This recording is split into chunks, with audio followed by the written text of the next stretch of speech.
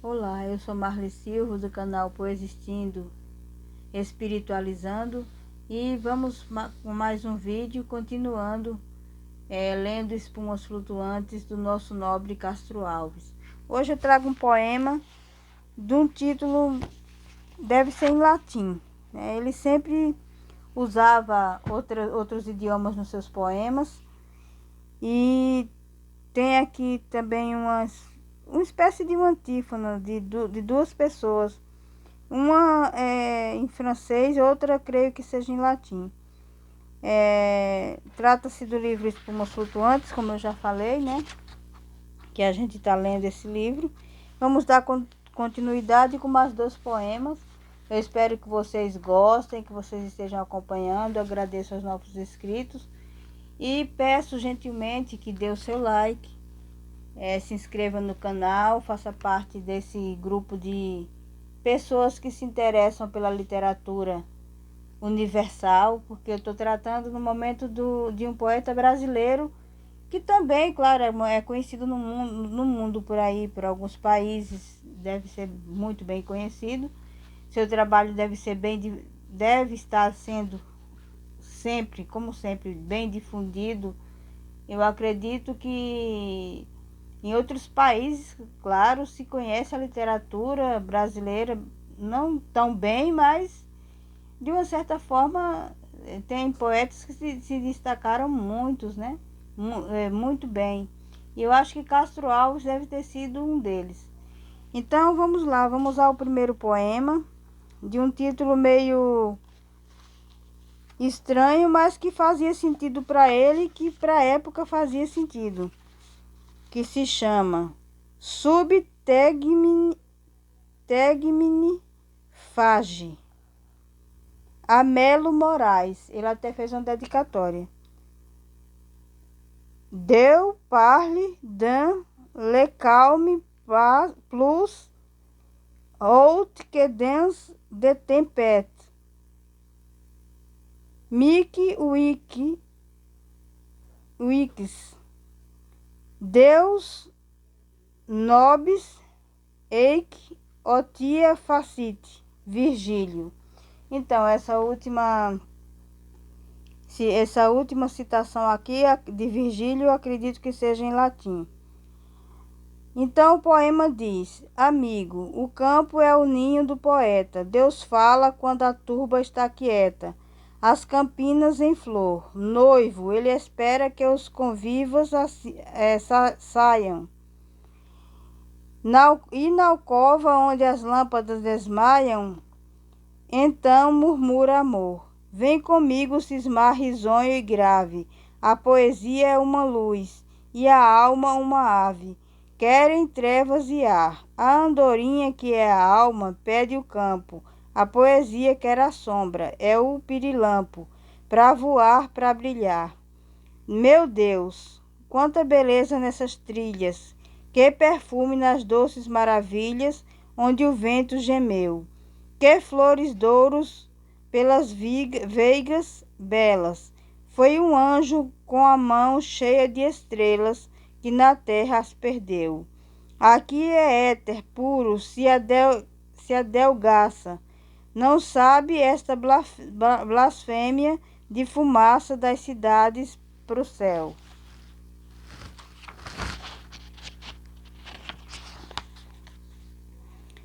E a terra é como um incenso fiorento,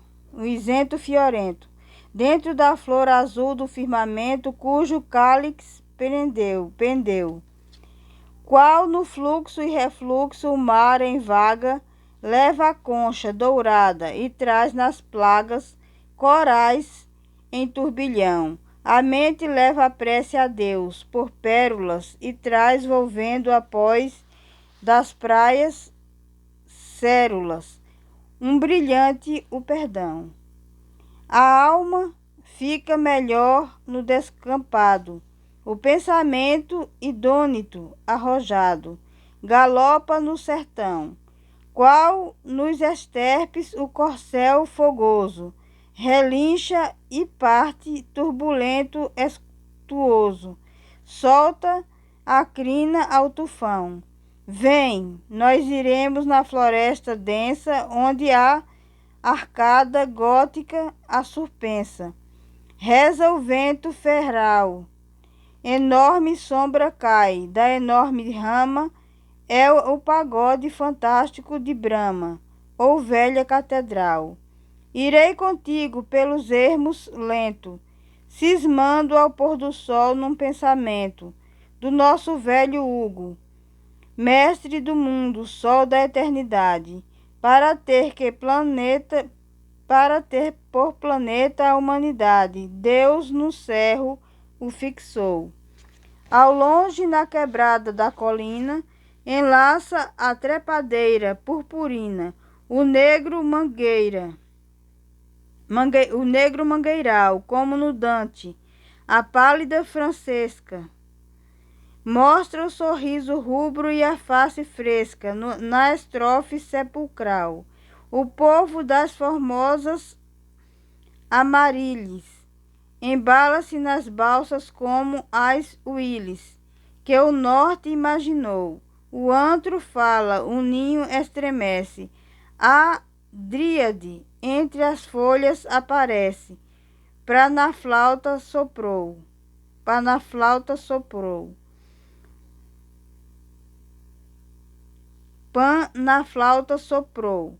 Mundo estranho e bizarro da quimera.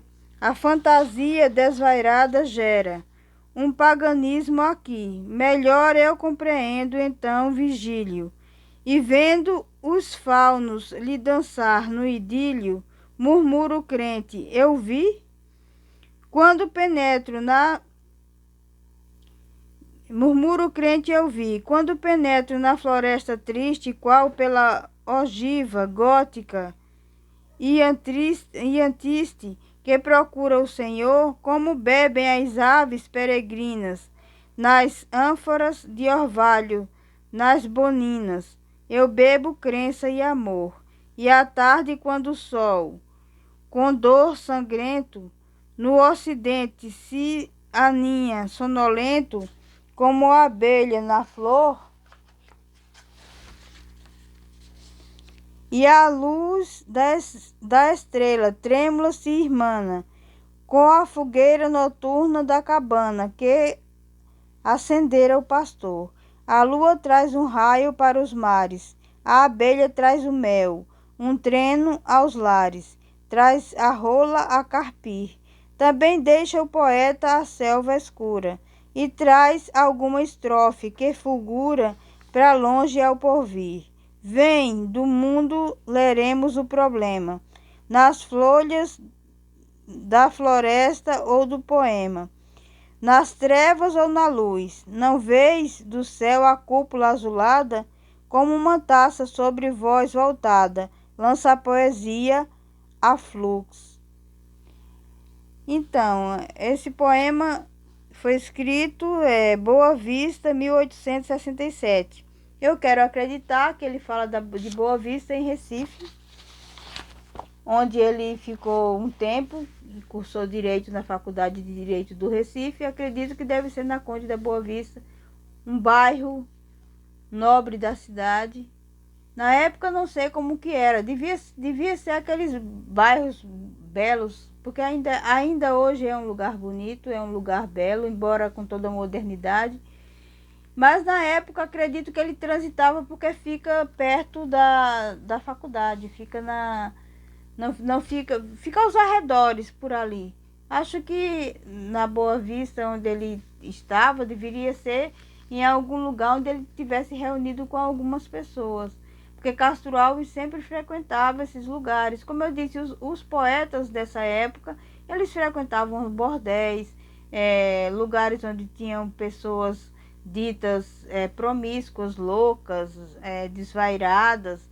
Eram os lugares onde os poetas tinham para falar da sua poesia, para divulgar essa poesia. E nesse poema é muito bem escrito, é muito belo. É lamentável que o Brasil, de muito tempo para cá, parou-se até de rezar missas em latim, né? O povo falava um pouco. Acho que bem na época dos meus bisavós, ainda a missa no Brasil era rezada em latim. E eu acho o latim uma língua muito interessante. Eu acho que não deveria ter sido desprezada, porque assim existem muitos poetas que a utilizava muito. E hoje em dia a única frase que mais se fala em latim é quando se reza a Ave Maria, que diz orai por nobis, né? Ave Maria, que eles têm uma citação que diz orai por nobis. Então essa é uma frase em latim, mas assim, não é uma coisa mais usual, a não ser que você faça letras. Eu acredito, eu não fiz letras, não sei se meu irmão fez letras, né? E na época que ele fez letras, ele estudou latim, um pouco de latim, porque tinha muitos poetas que escreviam em latim, tinha essas citações. Uma que eu acabei de ler que é em francês, e a outra que é de Virgílio, ele estava escrito, me parece que em latim. Eu acredito que seja em latim. Então Castro Alves, como um poeta não antigo, não é que é antigo, como a linguagem era antiga, era um português arcaico, ele trazia muito desses idiomas que se falavam no Brasil. O que era que se falava no Brasil nessa época? Se falava muito francês, se falava inglês, um pouco de inglês, mas se você for notar até hoje, na nossa linguagem popular, coloquial, você vai encontrar palavras como batom. Batom é uma palavra em francês. Você vai lingerie é uma palavra em francês.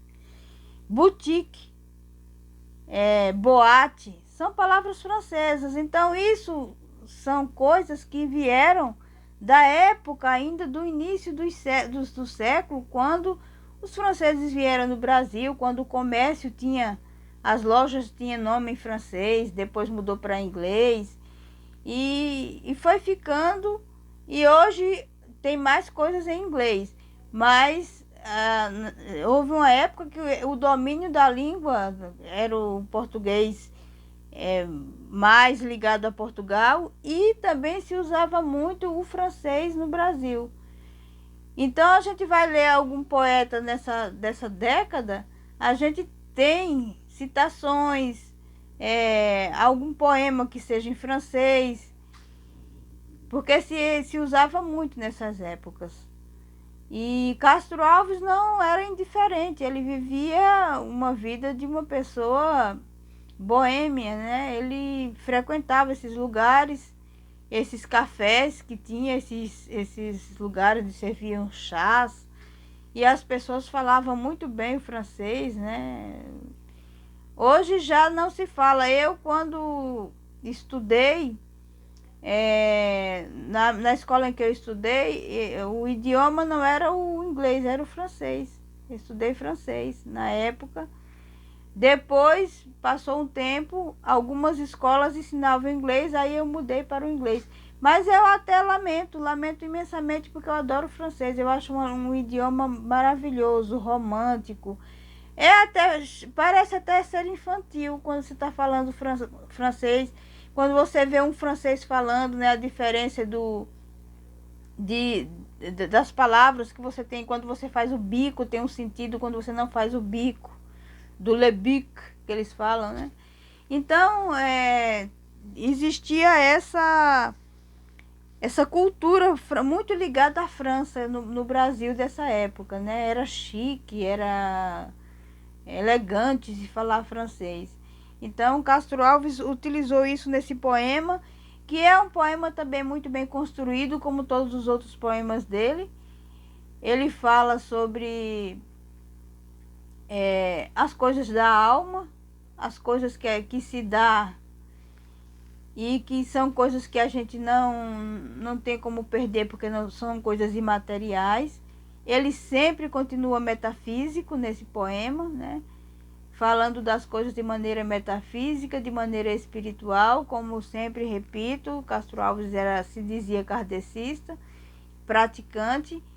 Não sei se frequentava nenhum templo, porém ele fazia caridade como os espíritas o fazem. os verdadeiros espíritas que seguem Kardec. Não estou falando de pessoas que se dizem espírita, porque qualquer pessoa pode se dizer qualquer coisa. Mas o que disse Kardec, volto a repetir, a fé sem as obras, ela é morta. Então era isso que Castro Alves tinha como lema. Ele praticava a caridade, ele fazia suas obras, eu já contei aqui mais de uma vez, que ele sempre comprou escravos para alforriar, uma vez que ele ficava agoniado porque aqueles escravos ainda continuavam sofrendo aqueles castigos e não havia a libertação deles. E ele lutou muito, com muito afinco para isso, tanto é que dizem que ele perdeu um pé porque estava caçando, mas nós sabemos que não foi isso, né? Em outra biografia dele, sugere que ele sofreu um atentado e ele contou essa história da caça com os amigos para não preocupar sua família na Bahia, que ele tinha deixado os pais lá e ele tinha vindo para... primeiro foi para Recife, depois para São Paulo, para estudar direito. E ele sofreu essas situações por não se conformar com a injustiça social, a desigualdade e a escravidão. Que hoje que nós também temos que não nos conformarmos com o que acontece no nosso país. Temos que ter um Brasil bom para todos, né? Castro Alves nos deu esse exemplo, nos deu essa diretriz, né? Nos deu essa vertente. Então vamos aproveitar, não apenas para achar belos seus poemas, para admirar sua coragem, mas vamos pensar que nós também precisamos lutar. Então tem mais um outro poema de Espumas Flutuantes aqui, que eu vou ler para vocês, que se chama As Três Irmãs do Poeta. Tá dizendo que traduzido de Berdold. Eu não sei se foi uma tradução, se o poema é dele mesmo. Não é um poema grande. Esse poema aqui ele já foi feito aqui em São Paulo. Ele já estava em São Paulo quando ele o fez. Já foi em 1868. Vamos ao poema. As Três Irmãs do Poeta. É noite, as sombras correm nebulosas. Vão três pálidas virgens silenciosas através da procela irrequieta. Vão três pálidas virgens, vão sombrias, rindo, rolar num beijo as bocas frias, na fronte cismadora do poeta. Saúde, irmão, eu sou a indiferença. Sou eu quem te sepulta a ideia imensa. Quem no teu nome a escuridão projeta. Fui eu que te vesti do meu sudário. Que vais fazer tão triste e solitário? Eu lutarei, respondeu-lhe o poeta. Saúde, meu irmão, eu sou a fome. Eu sou o teu negro pão consome. Eu sou quem o teu negro pão consome, o teu mísero pão, mísero atleta. Hoje, amanhã, depois, que importa? Virei sempre sentar-me à tua porta. Eu sofrerei, respondeu-lhe o poeta. Saúde, meu irmão, eu sou a morte. Suspende em meio hino augusto e forte. Marquei-te a fronte, mísera profeta. Volve ao nada. Não sentes neste enleio teu cântico gelar-me no meu seio. Eu cantarei no céu, diz-lhe o poeta. São Paulo, 25 de agosto de 1868. Então aqui ele já fala, as três irmãs do poeta, ele fala sobre o quê? Novamente ele volta a falar da indiferença, né, pelos acontecimentos, pelaquela escravidão, pelaquela situação terrível que o Brasil passava. Depois ele fala da fome, que também assolava. Como eu disse, não existia só a realidade dos poetas, dos escravos. Existia também a questão das mulheres, a questão dos famintos, das pessoas pobres, dos miseráveis. Existiam todas essas questões no Brasil dessa época. E por fim ele fala da morte, porque ele já estava tuberculoso e já era um momento mais difícil da vida dele, que ele tinha uma certa pressa e uma certa preocupação com a sua saúde, embora talvez ele não fizesse muito por essa saúde. Eu não sei se ele já havia sofrido esse atentado ou esse acidente, mas Castro Alves é uma pessoa brilhante.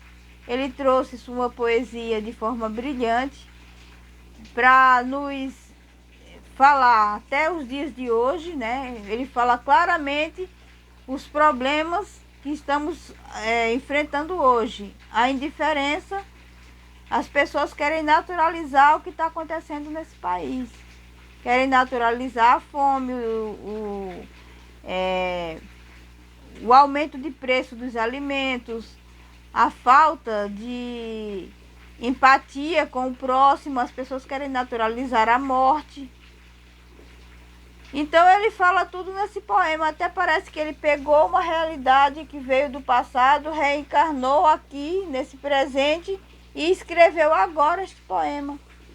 Mas não é verdade, esse poema é de 1868, feito em São Paulo, e ele já enxergava essa situação que nós estamos atravessando hoje. É lógico, vale salientar que nós não vamos a um pelourinho e não vemos os escravos sendo achibatados. Porém, ainda existe trabalho infantil, ainda existe trabalho escravo, ainda existe desrespeito às mulheres, feminicídio, e como em épocas outrora já existia isso.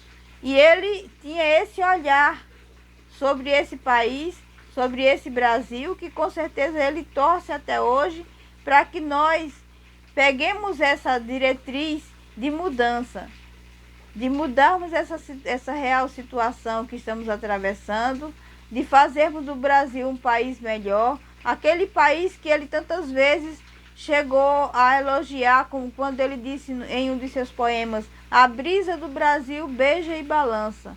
Né? Ele tinha ido a Portugal, ele já tinha uma certa noção de mundo, mas nada para ele se comparava ao Brasil. Por isso foi uma voz muito atuante, foi uma pessoa que não deixou passar em branco as situações, e que se estivesse aqui hoje, escreveria poemas tão inflamantes quanto esses que ele escreveu, e tão realistas, e que tem tudo a ver com a nossa realidade. Então, eu só posso dizer Ave Castro Alves, porque ele realmente foi e é um grande poeta, porque ele não morreu, a morte não existe. Para os espíritas, espiritualistas e os metafísicos, há apenas uma passagem. Nós mudamos de plano, nós mudamos de dimensão, deixamos essa 3D, partimos para uma outra. Então, enquanto estivermos aqui, nós devemos realmente lutar por esse país, porque é um país grandioso. Deus foi generoso com esse país, não deixou que nada nos faltasse, deixou que nós viéssemos nascer num país tropical, um país onde tem de tudo um pouco, em cada região. Você parece que está andando num continente, é um país continente. Então, o que nós temos que fazer é lutar por esse país, lutarmos por justiça social, lutarmos por direitos iguais para todos, para acabar com a fome, com a exploração, com o trabalho escravo que ainda existe. Então essas são as vozes e os recados que Castro Alves nos deixou através da sua ampla obra, que ele teve uma vida muito curta, mas que não parece que ele viveu 100 anos, por causa da sua sabedoria.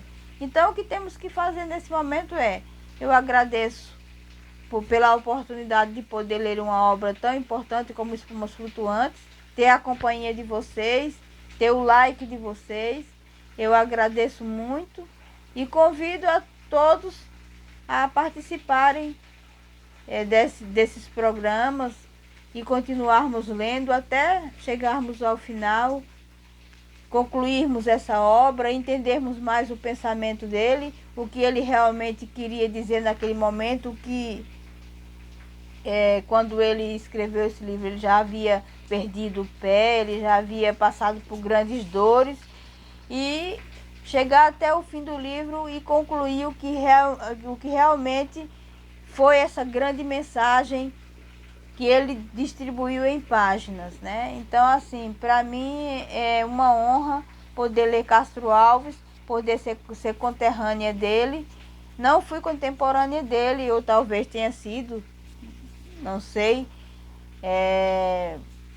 Posso ter tido uma encarnação na mesma época que ele, ou talvez não, nós não sabemos. A única coisa que eu sei é: obrigada, Castro Alves, isso eu sei dizer.